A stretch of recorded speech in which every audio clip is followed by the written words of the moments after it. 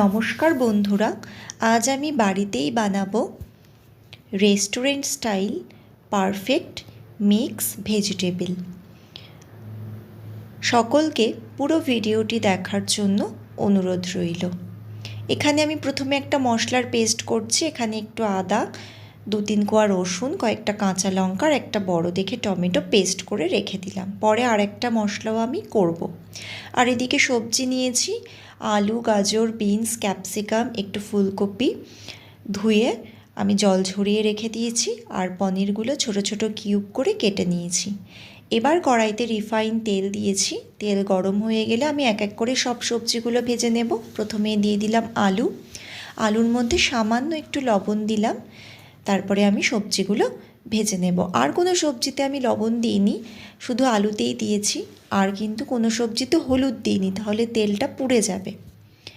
এবার লাস্টে আমি পনিরটাও ভেজে নিলাম হালকা করে, বেশি ভাজলে আবার পনির শক্ত হয়ে যাবে।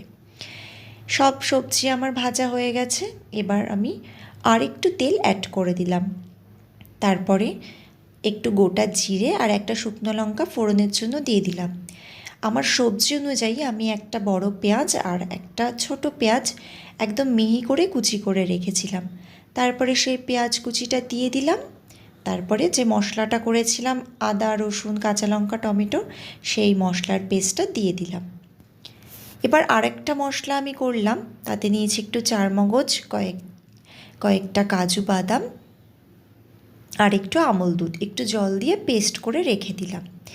এদিকে এবার কড়াইতে ওই যে মশলাটা দিয়েছিলাম তার মধ্যে কিছু গুঁড়ো মশলা দিয়ে দিলাম হলুদ গুঁড়ো, কাশ্মীরি লঙ্কার গুঁড়ো, একটু জিরে গুঁড়ো আর একটু ধনে গুঁড়ো। এবার মশলাটা ভালোভাবে আমি সব একসাথে মিশিয়ে নিলাম। আর দিচ্ছি স্বাদ মতো লবণ, কারণ আমি কোনো সবজিতেই লবণ দিইনি, আলুতে একটুখানি দিয়েছিলাম। আর দিলাম একটু চিনি।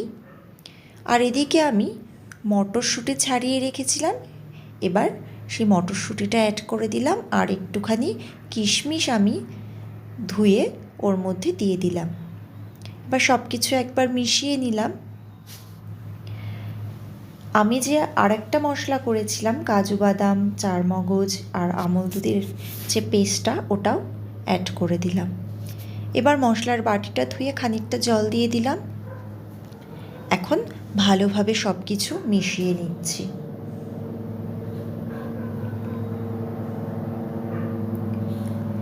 এবার এর মধ্যে অ্যাড করব সবজি মশলা। এটা আপনারা যে কোনো মুদিখানা দোকানে কিনতে পেয়ে যাবেন। এবার আবারও একবার সব ভালোভাবে মিশিয়ে নিচ্ছি। সব আমার মেশানো হয়ে গেছে। এখন আমি এর মধ্যে যে সবজিগুলো ভেজে রেখেছিলাম সব সবজিগুলো একসাথে অ্যাড করে দিচ্ছি। এখন মশলার সাথে সবজিটা ভালোভাবে কষিয়ে নিতে হবে। এইভাবে একবার বাড়িতে করে খেয়ে দেখবেন, রেস্টুরেন্টের থেকে কোনো অংশেই কম হয়নি। এবার সব কিছু ভালোভাবে আমি কষিয়ে নিলাম। তেল ছেড়ে এসছে, দেখতেই পাচ্ছেন। এখন আমি অ্যাড করব পরিমাণ মতো জল। আমি এখানে গরম জল ইউজ করেছি, খুব বেশি জল আমি দেব না। এটা একটু মাখামাখাই কিন্তু হবে। সিদ্ধ হওয়ার জন্য যেটুকু জল প্রয়োজন আমি সেটুকুই দিলাম। এবার ঝোল ফুটে উঠলে আমি ওর মধ্যে পনিরগুলো অ্যাড করে দিলাম। এখন তরকারিটা আমি ঢেকে দিলাম।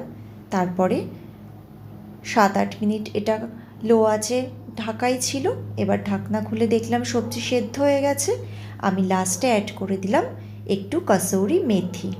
এটাকে আমি একদম হাতে গুঁড়ো করে নিলাম। আমি একটু ড্রাই রোস্ট করে রেখেছিলাম। তারপরে গ্যাসটাকে নিভিয়ে দিলাম। আপনারা চাইলে একটু বাটার অ্যাড করতে পারেন, আমি আর করিনি।